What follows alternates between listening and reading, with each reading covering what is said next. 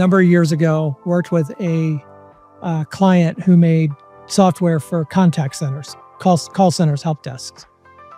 As I started to work with them, we were told that they had just done this incredible campaign, spent six figures on this social media strategy, which kind of raised a red flag of why are you building a strategy around a channel or a tactic, but a whole nother story.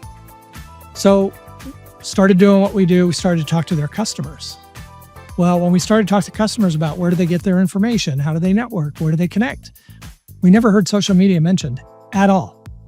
So we started to ask the question, could you give us insights on how you use social media? And to a person who were their customers, they were like, oh, we stay off social media because that's just another channel for people to complain to us about our product or solution. One guy actually got really emotional. He was like, oh, I hate social media. And I was like, all right, calm down. I get it. So we had to go back to the organization and say, you guys rushed to tactics to build this whole campaign. The whole adage, if a tree falls in the woods, does anybody hear it? And it was a gulp moment for them where they just were like, oh, and I'm like, this is why we're telling you, let's spend, and it doesn't have to be long. We can do this in a very short amount of time, but give us access to your customers. And I want to talk to your salespeople because they're seeing a side of your customers that marketing will never see. And that insight is invaluable. So do you want to go blow another six figures? Or do you want to spend the time to do this and do it right? And then keep this information loop going so it continues to feed and optimize your campaign and give you an indication of what content do I need to create and where do I need to put it.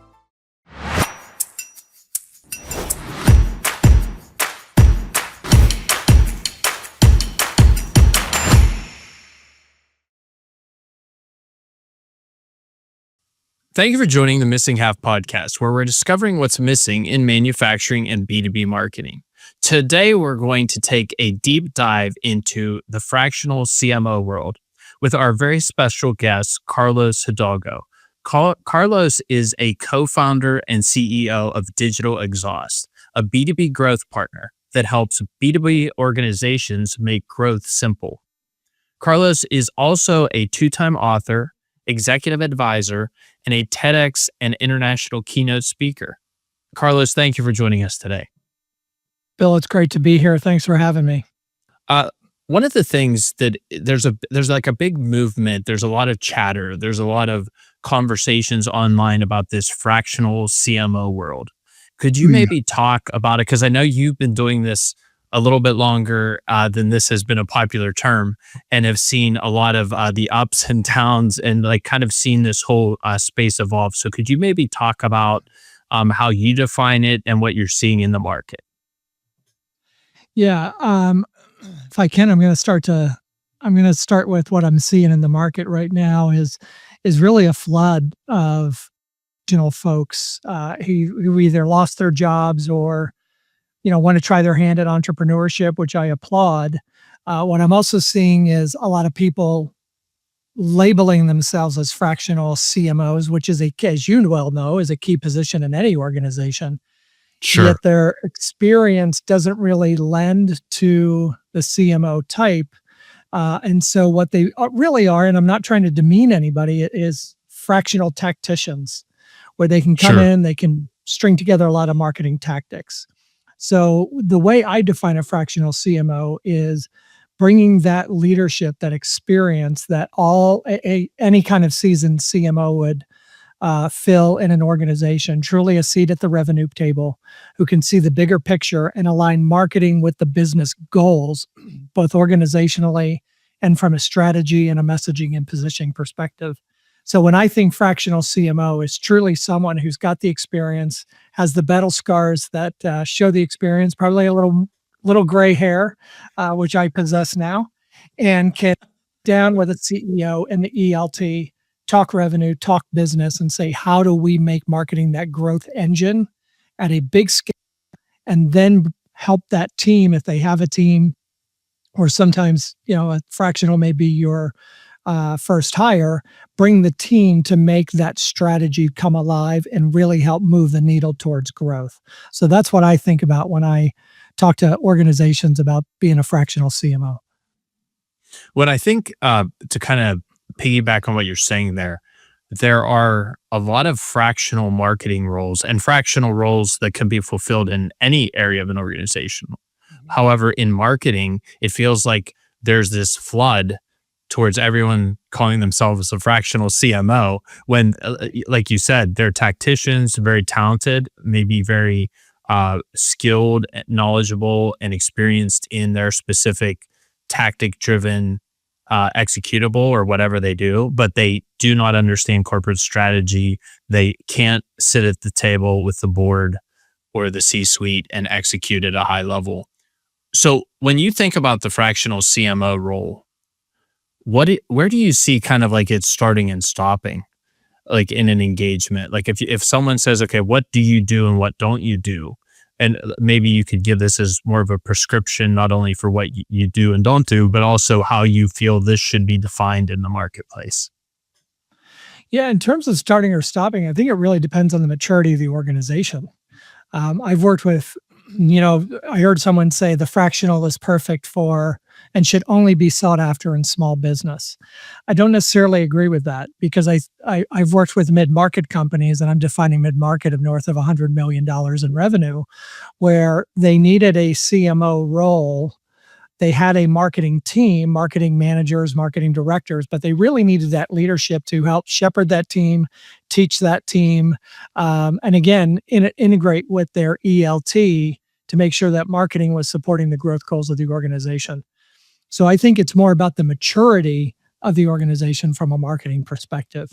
And if you are a listener to this podcast, if you're a founder or a CEO, and you think your team is just there doing a lot of tactics, none of those tactics are cohesive. There's no holistic approach. There's no alignment with marketing to the rest of the business, especially sales and finance. I think those are good indications that perhaps you need a seasoned leader who can come in and at least bring that team together, provide some strategy, provide some leadership, provide some direction. And I know for me, one of the things that I try to do is upskill that team, leave them in a better spot than when I found them, and then also help onboard that new leader, because I don't know that fractional is something that is a long-term fix. I think it can help you get to a place, and then eventually, if that CMO is doing their job right fractionally, you should be ready for a full-time CMO, and that handoff should be seamless. And what it kind of looks like is, rather than being involved in a day-to-day or say 20 hours a week, you start to decrease, maybe provide some advisory services on the back end to make sure that new CMO, that full-time, gets their footing, and then eventually I go away.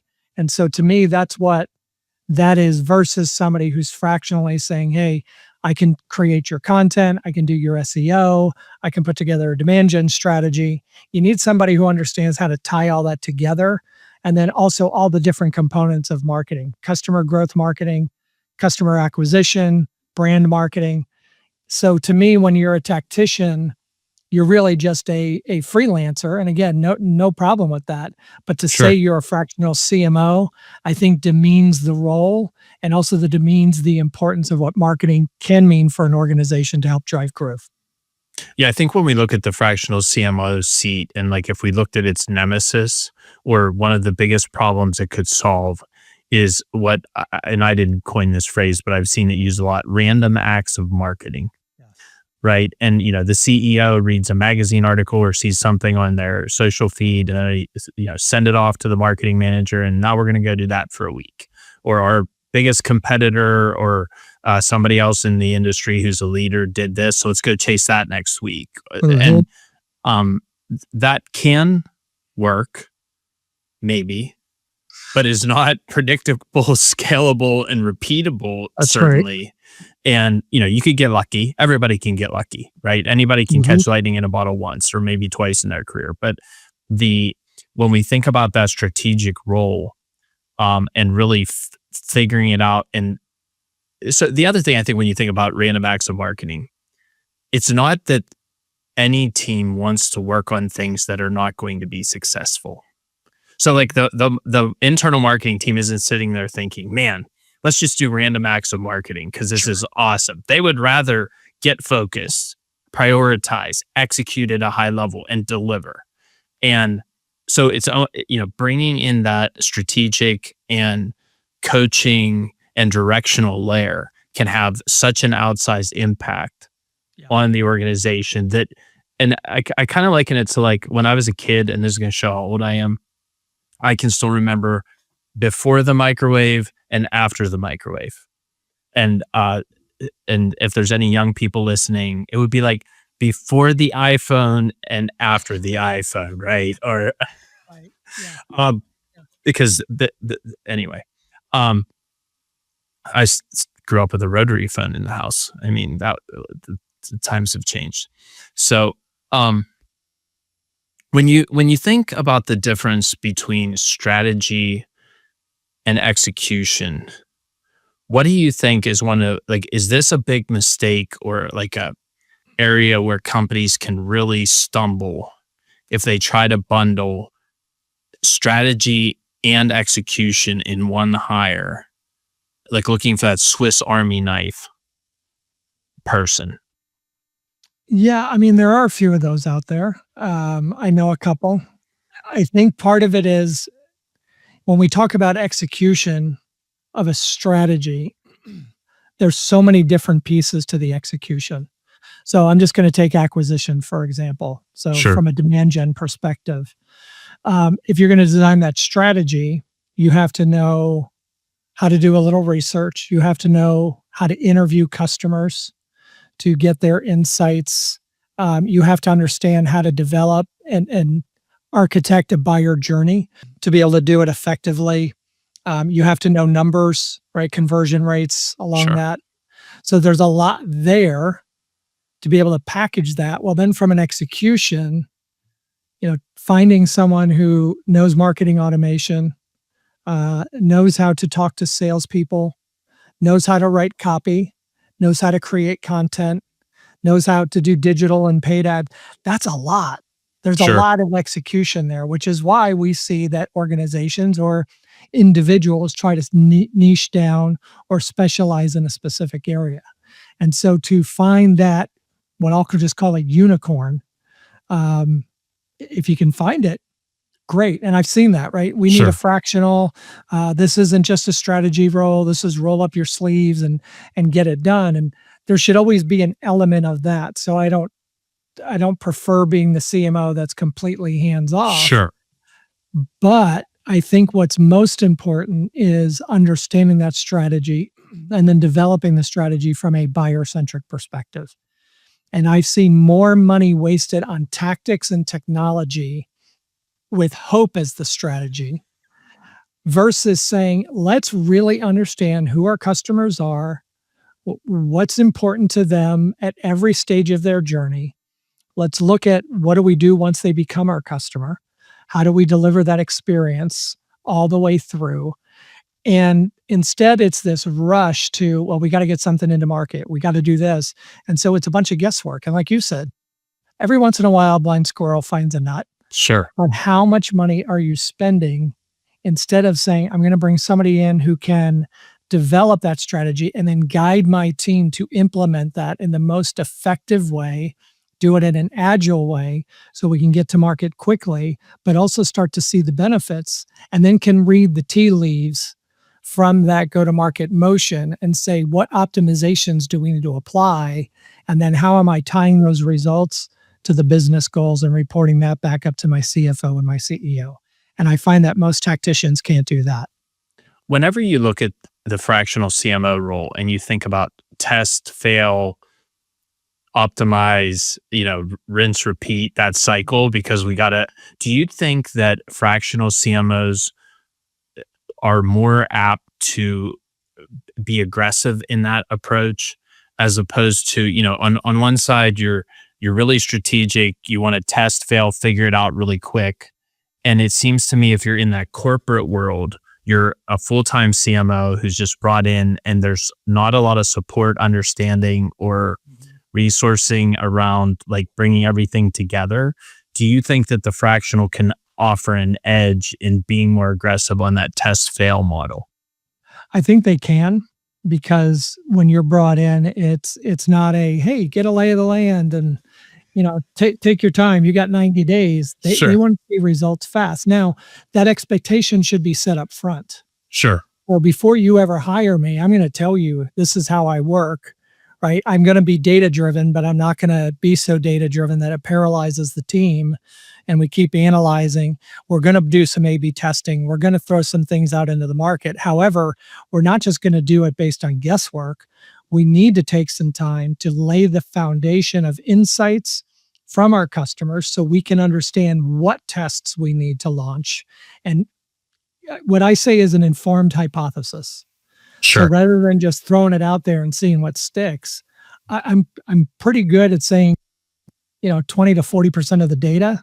And then based on my experience of whether it's this industry, manufacturing, if we're selling to, say, plant managers or engineers or any of those, if you've done that before, you've got a pretty good understanding of how they operate, what they like, where their watering holes are. So I can take the data, marry that with the experience, and then move quickly. The key is understanding, are we getting the right data to make the best optimization decisions going forward? One of the things that I've found refreshing is I've pursued fractional CMO work with on top of the agency ownership, Mhm. is the fact that networking with colleagues such as yourself, we almost have this group of people that if we're running into a problem, we can call and get support really quickly. So whenever someone hires yourself, they're not only getting you and your collective experience and the experience of your clients, you have we have a group of people we can call with, hey, Carlos, I've got this problem and I'm really struggling with it. I Mhm. thought I had it pretty well figured out. What do you think? Maybe talk to what you've seen in that over your career in this fractional CMO space. Well, I think you nailed it. Is the community, the network I have. I mean, I reached out to somebody the other day we hadn't talked in a year, and took my call. We had a great catch up, and then it was, oh yeah, think about this, this, this, and this. Sure. That's fantastic. One of the things I've done as a fractional is I have built out a team, and when I say a team, it's not like they work for me, but I have my technology experts. I have my data scientist. I have my deliverability team that I can call at any time, either for advice or say, I need to slot you in here. I have my content creators. I have my digital specialists. So kind of have my bases covered. The beauty of that is I can bring them in, but to your point, I can also go and seek their advice. And hey, my customer's running HubSpot. They're running into this problem. Would you mind just looking at it real quick? And it's a great relationship because they know at the same time I would do the same thing for them, and I have. And so the fact that you have this, to your point, you're hiring an individual, but I would say to anybody, if you're talking fractionally, ask that person, what kind of network do you have that you can lean on that's going to help you become a better leader in our company? Because I don't want to have to keep going out and doing a hodgepodge of people and trying to knit together this fractional network. That's the CMO's job. And so having that network, having those go-to people in your back pocket really makes my job a whole lot easier. And it's better for my client because there's consistency in the fact that you only have one person to connect with, but I have the history with this team. So we all know how to work together to get a job done. When we look at the full-time CMO turnover rate Mhm. that currently exists, and whether that's justified or not, it's just a fact, right? Whether it should be that way or it shouldn't be that way, it's just a fact. Yeah. I think the fractional CMO role really allows companies to de-risk this enterprise because they're not worried about such a long recruiting cycle. They're not worried about all of the overhead with training, onboarding, and then separation packages. And I almost feel like fractional CMOs were a different breed because we are built to run. Yeah. We're built to get in there and get after it. Whereas instead of like, oh, okay, take 6 months, evaluate, listen, figure it out, start to assemble your team, give us a plan for the next 18 to 24. Like we're ready to dive in ASAP, Right. not on Mhm. insane timelines. Like we can't fix things in a weekend, Sure. but we're built for speed and built to act quickly and strategically, but quickly. Do you see that kind of like comparison or contrast with the full-time CMO's seat? I do. For all the reasons you just stated, I actually saw a post from a guy who just took over as a CMO. And he said, forget what he said, 120 days in or something like that. So, what's that, 4 months? And he said the first Sure. 90 days, I didn't change a thing, which is smart. I get his point. So I'm not bagging on his point, but he said, I wanted to get to know my team. He said, I wanted to see the effectiveness of our website. I met with sales. I met with our customers. So he's doing all the right things as a full-time CMO. A lot of times when you're coming in fractional, if you have a small marketing team and you need a leader, or that fractional is supposed to kind of be that marketing team for you, I need to do all those things, but I need to do those quickly. I maybe not be able to go to the depths and spend 90 days doing that. But Sure. even as part of that sales process, I want to know, what have you done in the past that's worked? What have you done in the past that hasn't worked? Because the quickest way to change is to springboard off those bright spots and know what's working. So don't come in and recreate the wheel. If I can activate something that's working and do that at a higher level, I can do that faster, better, quicker with me and my team, because I'm not bogged down by the corporate politics, or, I don't have to do the mandatory trainings or anything like that. I can just come in and get my work done and deliver tremendous value to you. So I think it's really important to understand, what is it that my organization needs? And I have talked with companies where I said, I don't think a fractional is what you need. You Sure. actually need a full-time CMO, and here's all the reasons why. But if you want to move quick and you want to lay that core foundation, I think hiring that fractional leader is a very viable alternative. And again, for all the reasons you stated and what we just talked about. So, Carlos, when you think about success and how it's measured, I think in the fractional CMO role, we are more attuned with the metrics that we need to look at. Mhm. How do you personally measure success in a fractional engagement? Maybe including some of those metrics and excluding some of it. So, the quantitative and the qualitative. Yeah, it's always interesting to me when I hear, yeah, we launched a campaign and, we increased web traffic by 80% and we booked, 50% more appointments. And my head always goes to, but did you close anything? Right. And I know marketing doesn't have the impact or necessarily the ability to really dictate how sales works, but Sure. enablement's a key piece. Sure. So I look at things like pipeline contribution, number of qualified accounts or leads that have been driven to sales. Qualitatively, I look at sales feedback. Is sales happy? Are Sure. the customers, from an NPS score, are we improving customer satisfaction? Are we improving customer experience? Retention rates are really important, because great if you're acquiring 100 customers a year, but 75 are leaving out the back door, right? What is that net of 25? So I try to look at the metrics. And again, it's something that I talk about with every CEO in a fractional engagement, is saying, tell me about your business. Where are you trying to take this business? Sometimes a business is saying, look, I'm 2 years away from an exit. So I need you to help put this marketing together in a way that's going to be neat, tidy, profitable, and move the revenue needle, so that whoever acquires this sees that, hey, this part of our house is in order. So sometimes that's the goal. Other times it's come in and fix our retention, or we need to expand our customer lifetime value.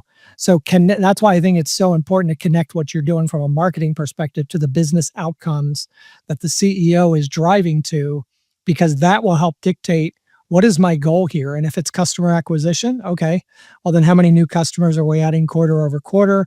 What does that sales cycle look like? Are we contributing to pipeline? All are really important. And of course, as marketers, we'll always look at our vanity metrics to see if we're driving engagement, but that's nothing that I'm going to put in front of my CEO client. So I think you hit the nail on the head there, where you're talking about life cycle. Like, where are they in their life cycle? And because there are different approaches for different companies at different stages. And I think that's one of the ways that senior CMOs can really bring a lot of wisdom to the Hmm. approach, because anybody can come in and uh, advise on adding a ton of tactics just to Right. have things to do, add more to dos to the already overworked, overtasked, frazzled, random act of kindness, random act of marketing type of approach to life, right? Right. But, and they may look interesting, they may get you press, they may have nothing to do with moving the needle for the organization where they are in that life cycle. And I think you hit a very important point there, especially when we're looking at companies who are ready for a significant transition, whether that's M&A, whether they're presenting to private equity, whether they're whatever Hmm. a big transition could be. That takes a level of care and consideration that we're not going to like type into chat gpt and say, how do I do this, right? So because they're not going to listen to the board, they're not going to know all the players, understand the politics, which are real, and then understand market conditions and the players that are going to be involved in those situations. So I think that's great feedback on that topic. When you think about an engagement model for like the life cycle of a fractional CMO, what do you see as kind of like what you've observed in the past, what you think is ideal? Maybe talk through that life cycle a little bit. Yeah, I think it's getting as quickly as possible. And again, this is something I try to do in the sales process, or I should say, in the buying process, being more customer centric. What's plaguing you? I talked to a customer or a prospect the other day, potential client, who says, we've been launching all these campaigns. We're getting a lot of demo requests, but everything's stalling after that. Okay, why is that? So if that's the issue, well, come to find out, even if they're on the call, there's really no nurture program that they've set up after their demo request. Um, Most of their sales are coming through partners. So if you've got partners doing the demo, you have to start to ask the question, do they own the account now, or does the company own the account? So I think having that diagnostic, and again, we don't have 90 days to do this. We got to do it Sure. quickly. But I think that life cycle is the way I approach it is, let's go after your top 3 to 5 biggest challenges, and we're going to go tackle these over the next 6 months. Because and I've seen people say, well, I signed a fractional for 3 months. I don't think a whole lot gets done in 3 months because there's so much foundation building. And there's a big difference between doing it right and doing it right now. But if I can identify 3 to 5 things that are limiting your growth, and that may be sales enablement, that may mean acquisition, it may just be customer communication, customer retention, customer growth. It may be brand, nobody knows about you, right? So you built it and they're still not coming. So identifying those 3 to 5 things and then putting together the plan, and then bringing the team together to say, sequentially, here's how we're going after this. Because so many of these things, it's like a supply chain, the supply chain of Sure. marketing. You can't do this until you do this. Sometimes it's, hey, we can start to design the strategy, but we really need to optimize your technology. I work with a client right now who's got at least 7 different systems, and data is scattered all over the place. So to try to have a digital conversation or a digital dialogue with one of their customers is very, very challenging. Now we're Sure. addressing the technology side, but at the same time, we're doing the insights, we're building the plans, we've created the personas. Right now, we're creating content. So we're actually in the process. Their team now, under my leadership, is under the process of putting together all the pieces for that. So what the strategy is there, the tactics are there, and that the technology will meet us there, so we can launch this and get into market very quickly. But that's how I try to do it: is let's find the top 3 to 5 business challenges you're facing, and which ones can marketing help with. And then if you need that help, let's come in and bring that leadership and bring that team along. So it's those issues, and don't leave them hanging out there, because we know for every issue we solve, there's another one right around the corner. I think that's such an important approach, because we've run into folks before who've said to us like, hey, we really want to use like HubSpot. We want to get a tool like HubSpot, and we want to start to nurture our clients. We want to do a newsletter and an email to our current clients to harvest low-hanging fruit. I'm like, oh, that's fantastic. This is good stuff. These are smart moves. And then you start asking questions like, well, what kind of content do you have? Oh, well, yeah, we don't really have any content, or it's limited. Oh, okay. So what are we going to, let's buy HubSpot. Let's spend all kinds of money, get on board, get trained, get everybody. And then when we go to hit and build out a plan, what are we going to send them? Right. Hey, buy from us. Like, we're here too. Like, we matter. We're number one, mom. And so because I had a conversation with someone, and they said, it was one of our HubSpot partners, and they said, oh, this new client you're talking about, do they have the content or do you have to build it? I said, we have to build it. That's why we're not going to bring you in for 6 months. Because I'm going to sign this client and get some momentum on content before we start like trying to plummet into the HubSpot marketing automation engine and start distributing it. Because and this is where I think corporate strategy gets misaligned.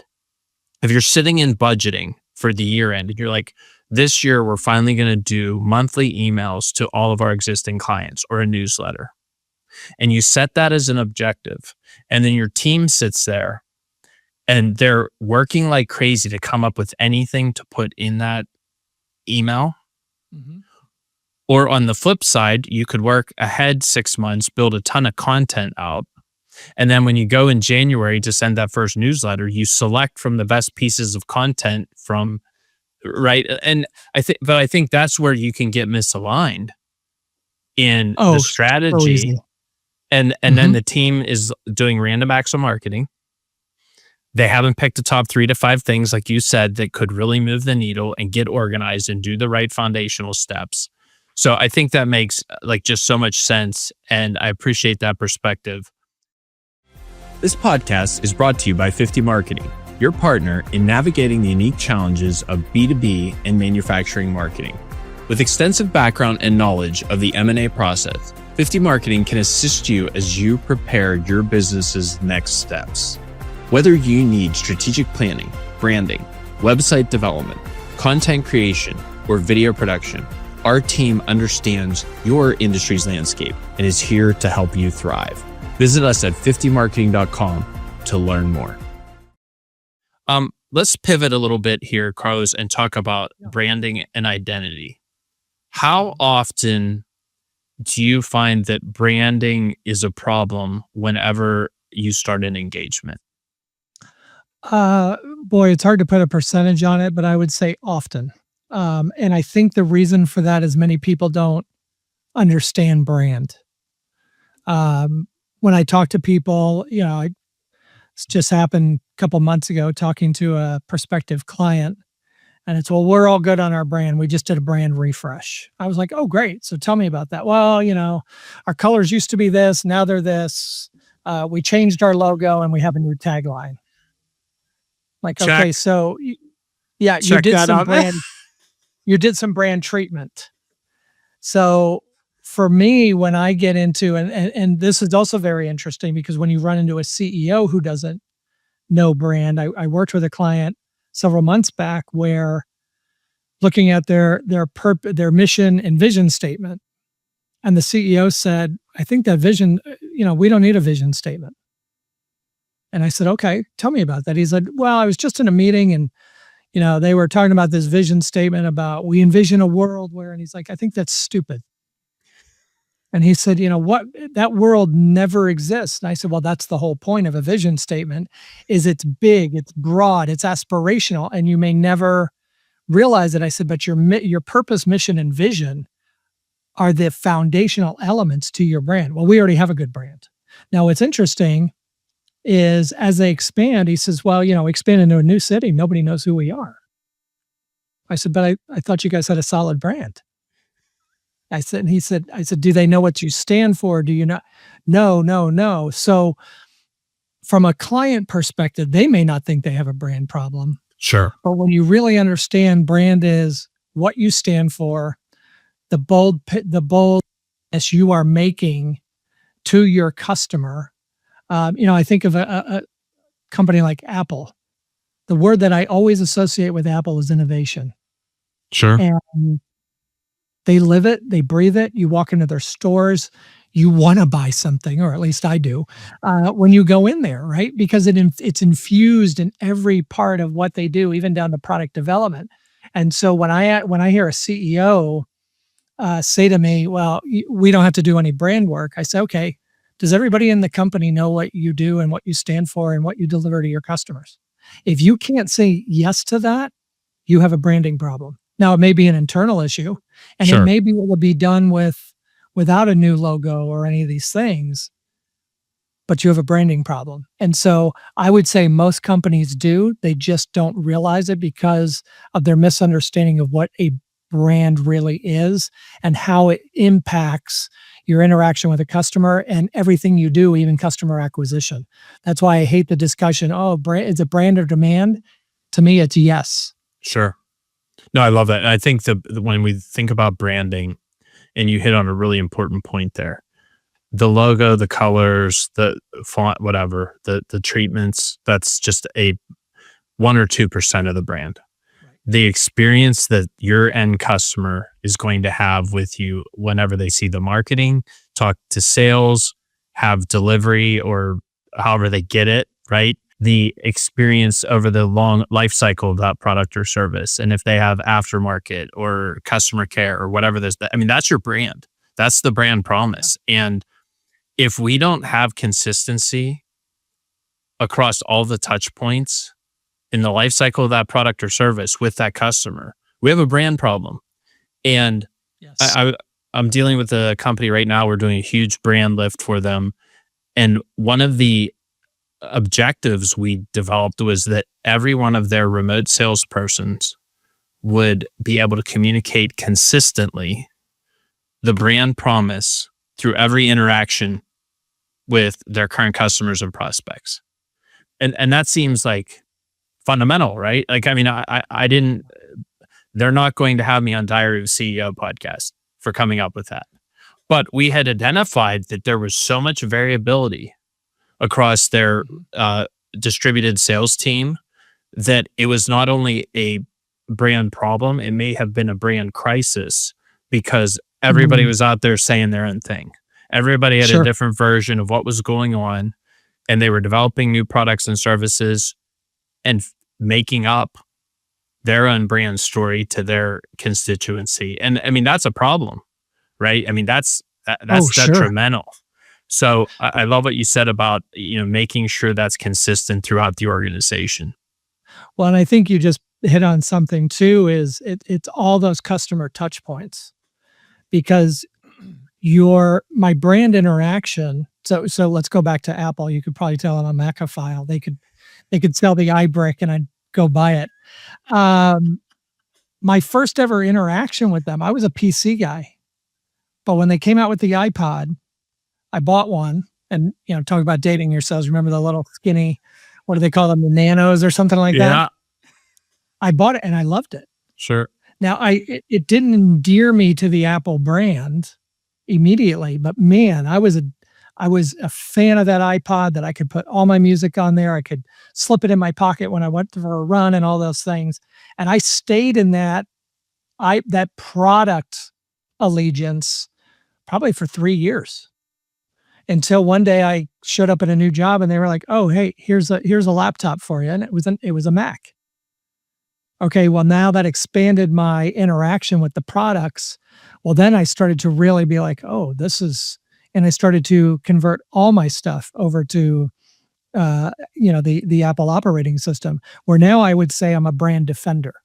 And so, because what you just said is that consistency at every touch point, whether it's product, whether it's sales, whether it's customer support, onboarding, if it's a consumer, if you have a brick and mortar, when I walk in your store, all of that matters, but it all springboards off the brand. What do you stand for and what are you going to deliver to your clients? Because we are, as consumers, very picky. And when we have the slightest bit of disconnect in experience, that's a brand issue. Sure. Now, companies are going to experience that. But if you pay attention to brand, that's what to your point, I call it the golden thread of consistency. And that's why it's so vitally important. Oh, that's great. I like that golden thread of consistency. I'm probably going to borrow that. Please do. Yeah, that's great. You don't even have to give me credit. No, but I will. I will cite you. And I love that. So let's jump into. So this is a Missing Half podcast, and we try to discover what's missing, or we love to throw this type of question out there. Because let's be honest, we all are making mistakes, and we're all winning and losing every day in this game called marketing. What are some of the biggest mistakes you've seen made, or like this was a campaign or an engagement that just tanked, or this is one that went real well? We can celebrate or commiserate, whichever it would be, but anything you would be willing to share that may be valuable for a listener as far as like the biggest mistake you saw made, or something that didn't go well or that went really well. Yeah, I'll speak in broad terms and then I'll bring it down to a practical example. I think, again, the biggest mistake that I see is a rush to technology and tactics, because it's this, pipeline's low, or, we're in Q4 now, we got to get it out the door. And just a lack of true understanding of marketing, which I also think fractionals can really help educate an ELT team that on what true marketing is and the value it brings. So I think that so often the cart is put before the horse, where they don't want to spend the time or the money to do the strategy based on customer insights. So they're throwing stuff against the wall. So here's how that comes to be. Number of years ago, worked with a client who made software for contact centers, call centers, help desks. As I started to work with them, we were told that they had just done this incredible campaign and spent six figures on this social media strategy, which kind of raised a red flag of why are you building a strategy around a channel or a tactic, but a whole nother story. So started doing what we do. We started to talk to their customers. Well, when we started to talk to customers about where do they get their information, how do they network, where do they connect, we never heard social media mentioned at all. So we started to ask the question, could you give us insights on how you use social media? And to a person who were their customers, they were like, oh, we stay off social media because that's just another channel for people to complain to us about our product or solution. One guy actually got really emotional. He was like, I hate social media. And I was like, all right, calm down. I get it. So we had to go back to the organization and say, you guys rushed to tactics to build this whole campaign. I mean, like the whole adage, if a tree falls in the woods, does anybody hear it? And it was a gulp moment for them where they just were like, oh, and I'm like, this is why we're telling you, let's spend, and it doesn't have to be long. We can do this in a very short amount of time, but give us access to your customers. And I want to talk to your salespeople because they're seeing a side of your customers that marketing will never see. And that insight is invaluable. So do you want to go blow another six figures? Or do you want to spend the time to do this and do it right? And then keep this information loop going so it continues to feed and optimize your campaign and give you an indication, what content do I need to create and where do I need to put it so my customers can engage with it. So that is the number one thing I see. And then to your point, I'm going to go buy HubSpot, Marketo, whatever it is. I'm going to implement it. We're going to start emailing our customer base and it's going to be great. And the only thing they can email is, to your point, hey, mom, I'm number one, come buy us. And we know that customers aren't doing that anymore.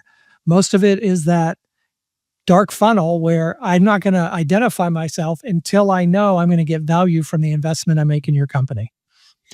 So is the biggest hot take that, and I don't care whether you're in B2B, D2C, I don't care what industry you're in, SaaS, PE, M&A, whatever. Is it not, instead of thinking about AI, instead of thinking about Meta or TikTok or social selling, AEO, LLMO, GEO, any other three letters we want to pick in the alphabet, jam them together and have a movement around? is not the number one thing we need to do. Just go out and talk to our customers and Absolutely. voice of customer research. I've been preaching this and trying to like get our clients to spend more time and energy on it.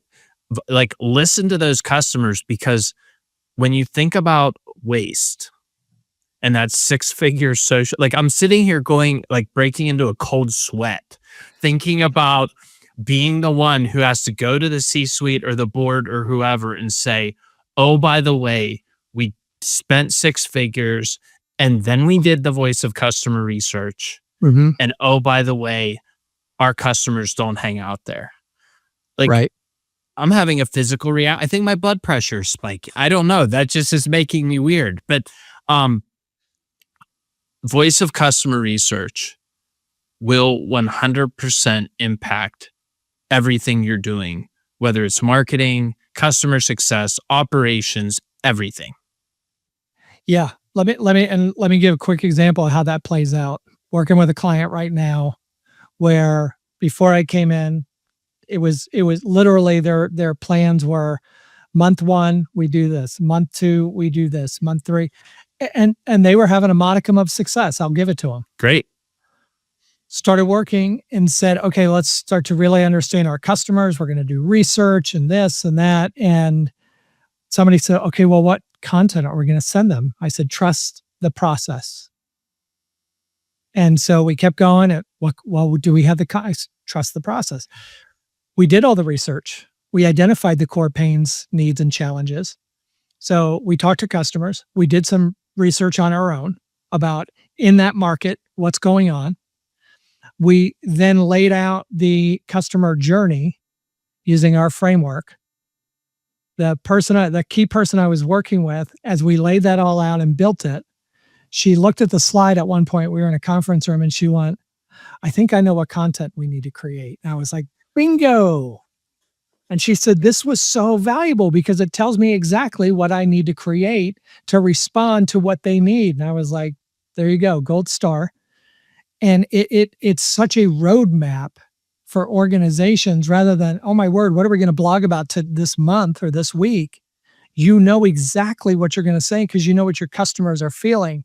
And that's why voice of customer and industry research is not a one and done. Creating personas isn't a one-time event.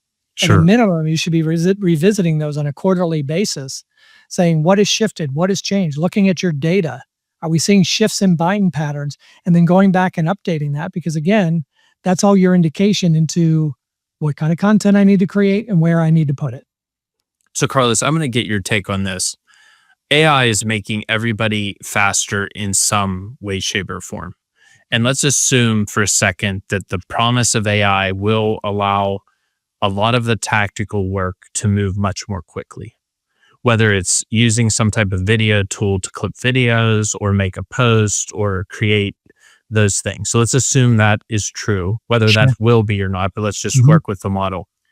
Does that not allow for us in the marketing departments and the marketing space to do the work that really needs to be done, which is this strategic listening to customers, updating personas, and making sure that while we can do things really quickly with AI, or we can accelerate and be more efficient on production tactics and distribution, that we can invest more time, money, energy, and resources in the work that will double down and make all of those things more efficient because we're answering the right questions. We're solving the right problems, as opposed to, this is our best guess, 6 figures, oh nuts, it didn't work because our people aren't there, right? Like that's nightmare scenario. Mm-hmm.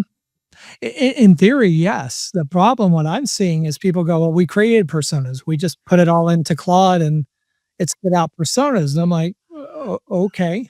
And I think I shared with you off air Sure. the example of watching a Green Bay Packer game. And I punched in because I wanted to tell my wife the exact figures of his insane contract. Sure. Which makes me wish I tried harder in high school sports, but that's beside the point. And Gemini comes back with, as I'm watching Micah Parsons play for Green Bay in the game, comes back with, he didn't sign a contract. It was part of a larger misinformation campaign. He still plays for the Cowboys. And I'm going, okay, but And that's the same AI you're using to create your personas. So I'm okay with using AI for research and for, I use it to look at large data sets and do some Sure. segmentation.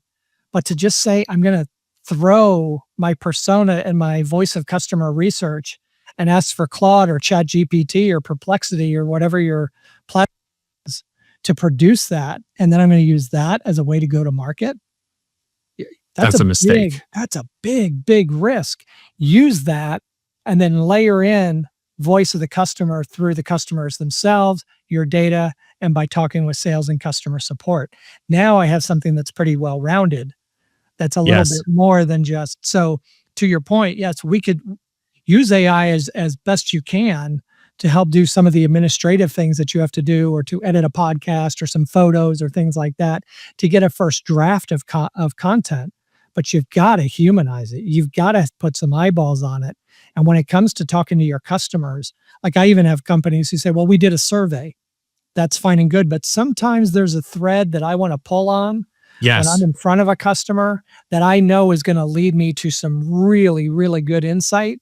I can't get that through AI or a survey. Wait, and there's no excuse anymore for not doing voice of customer research. You can Agreed. schedule a Zoom. Mhm. Like, it's not like you have to drive there and it blows the whole day and it's lunch and like, there's no reason in the world that a marketing department can't schedule in a 2 or 3 week period 20, 30 interviews that they stack back to back, and they can make sure they don't have bias and that the questions are right, and they can do some of those like fundamental things we need to do in voice of customer. But also, like you're saying, that's the scientific side of it. There's also the art when you're in that conversation. It's like in the pre-show, you and I went over, hey, this is some areas we're going to talk about. There are things we've talked about in this call or in this podcast that have nothing to do with anything we talked about in the pre-show, but have been great conversation points. And that's the art. So, and what I've found when we're doing voice of customer is it's often in the art.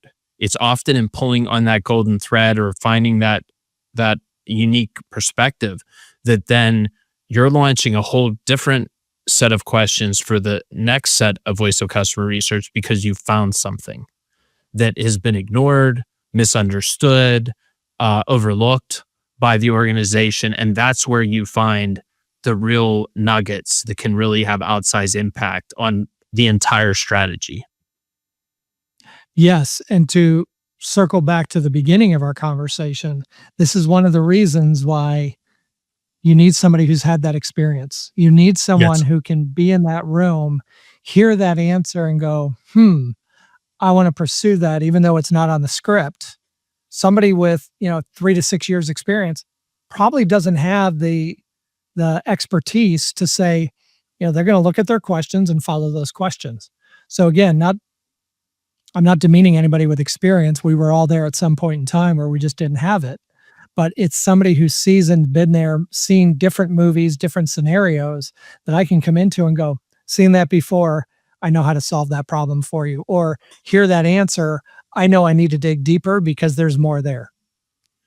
Carlos, if you had some advice, maybe like 3 tactical recommendations or like next steps for a CEO or a founder or someone who's in PE, who's like an operating partner or someone who's making decisions about their marketing, do you have like 3 recommendations about how to approach dealing with their strategy problems?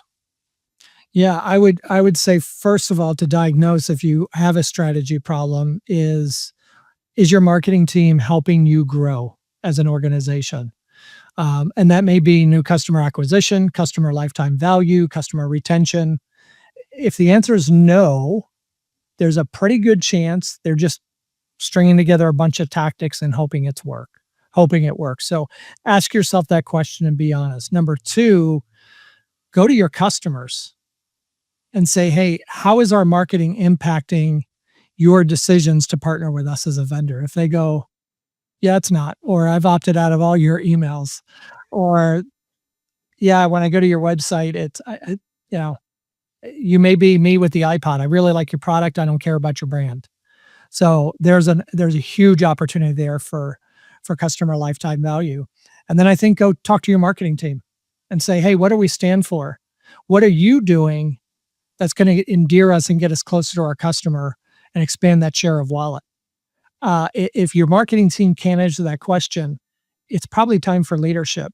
And even if you have a CMO or a VP of marketing, if they can't answer that question, you may just have the wrong person in the wrong seat, or the right person who just needs some more guidance and leadership and experience. That may be a good indication to also bring in a strategic CMO or experienced CMO to lead that team and foster and upskill that team so that when they go away, they know exactly what they need to do. The other question I would ask, and I know you asked for 3, I'm going to give you 4, is Love it. Bonus. how is your marketing aligning to our business goals? And I find when I ask that question of marketers, I get deer in the headlights. Oh, we don't know our business goals. How do you not know your business goals? Because that's what you're there for, is to help the business. So if you don't know the goals, there's a complete decoupling over what you're doing. And this is activity. It doesn't mean it's going to lead to anything. So understanding that is crucial. And I find a lot of marketers, even senior marketers, have a hard time answering that question. So Carlos, you had a Freudian slip, I think, when you started to answer that, because you said, wondering, hoping that the marketing is going to work. But you said first, hoping the marketing is work. And I think a lot of marketing departments, they just want work and want to get paid.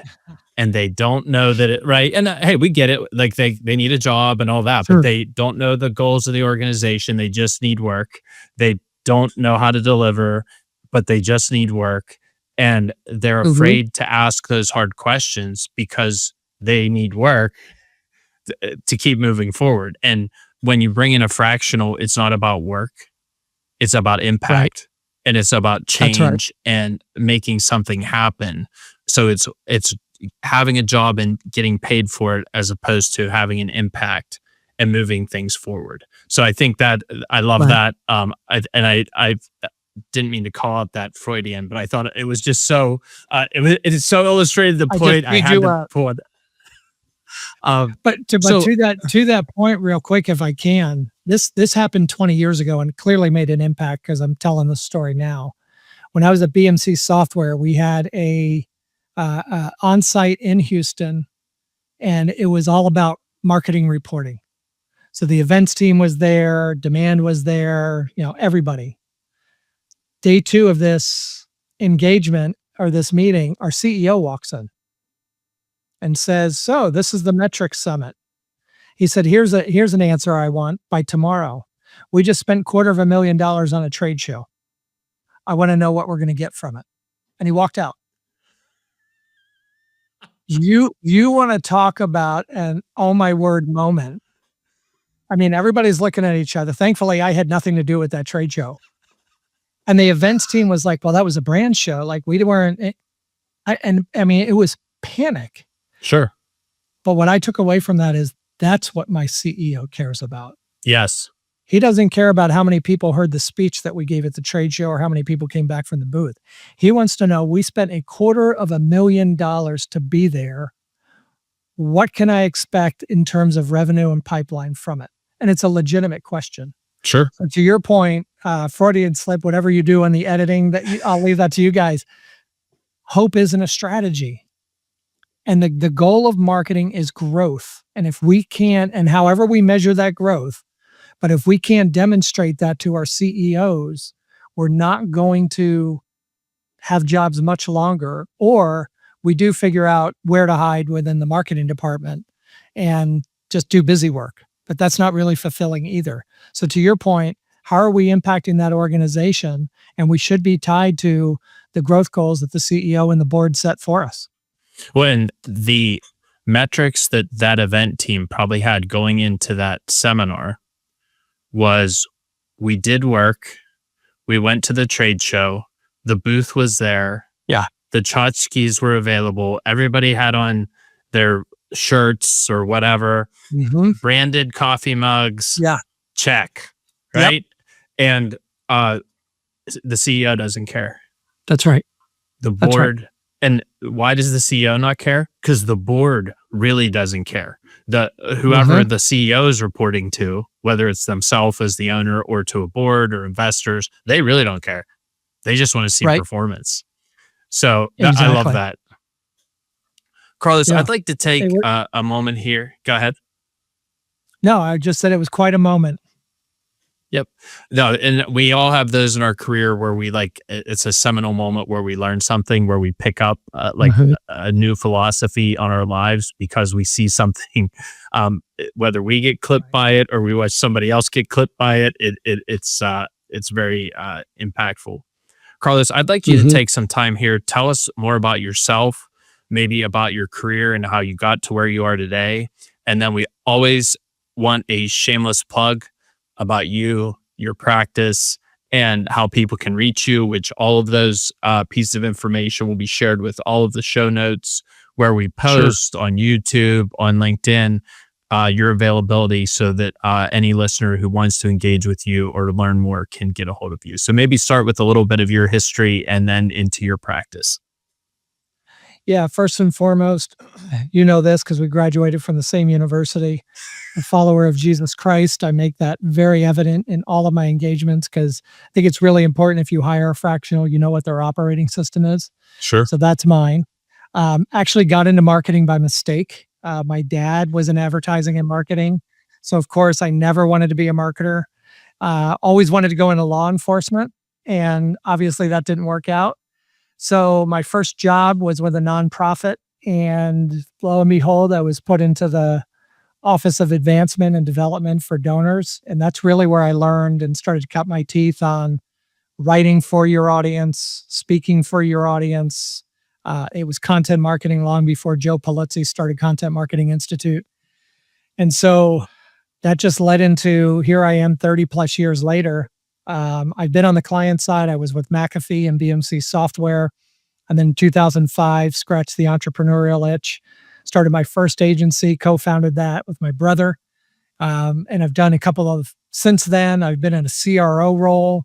So I've kind of seen both the marketing and the sales side, predominantly B2B, but really have had the opportunity and the privilege to work in all facets of marketing from brand to demand. One of my books is about demand generation. So, and then in 2023, after a short tenure as a CRO, a good friend of mine and I started Digital Exhaust, where we are now. So we've been, I guess this coming April 26th will be 4 years, 3 years, I think 4 years. So we started in 2022. Congratulations. And thank you. And like we said, we try to work with our clients to make growth simple. I think sometimes we can so overcomplicate marketing, and I think sophisticated and complex are not the same.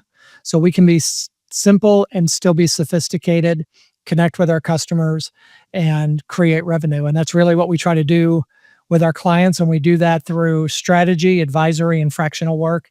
And then we also, as I mentioned earlier, we have an implementation team. So we can be that full service agency if that's what organizations need us to do. But for me, the biggest joy is watching the light bulb moments with our clients, seeing the impact we're making, and then just making their lives better. And fractionally, you get to do that because you get to work with people. And Sure. ultimately, that's what fires me up is when I see people stepping in, reaching their potential and succeeding, then I know I've done my job. That's great. And Carlos, in your origin story, and this is a common thread that I've been noticing about people in marketing, is that very few of us set out to be in marketing. I had Right. a guest the other day for the podcast, and she said, I think it was law that her parents wanted her to go into. And then she ended Okay. up in marketing. So, of course, that was a huge disappointment, right? It's just like one of those things, right? You're going into law, you're going into medicine. Oh, marketing. I see. Oh, marketing. But Yeah. yeah, it's one of those. But certainly this industry and this profession has grown immensely, even during my career. And there is a spot for it. It is a reasonable and honorable profession because when you have those light bulb moments and when you help people achieve their goals, whether you call that coaching, whether you call that marketing, whether you call that fractional CMO, it's always a win and feels really, really Hmm. good. And Yes, it we does. connected. We both graduated from Cedarville at different eras, a couple different years apart. But Jeff Bestie was kind of our connection point, so we can always blame Yeah. Jeff. And anytime I can blame Jeff for anything, I make sure I bring that up, and we'll make sure this is like a clip on Instagram so that he gets a bunch of guff for it. But anyway, so thank you, Jeff, for all that you do, and it's your fault. Well, Carlos, this Absolutely. Carlos, this has just been a wonderful conversation. The pre-show conversations, just amazing perspective, and I think we all who are doing fractional CMO work need to continue to beat the drum about the Yeah. differences in the folks who are participating in this space and making sure that we're delivering value and that our clients and potential clients find value. So I think we're aligned in those aspects. And no, just a great conversation, some really good golden nuggets. We pulled on some of those golden threads that we found that were exciting throughout the conversation, and a couple Freudian slips we focused on. So it was just a wonderful time. So thank you for joining the show. Oh, thanks for having me. This was great. Really enjoyed the conversation, and well, walking away with some things that I need to continue to think about. So I appreciate it. Excellent.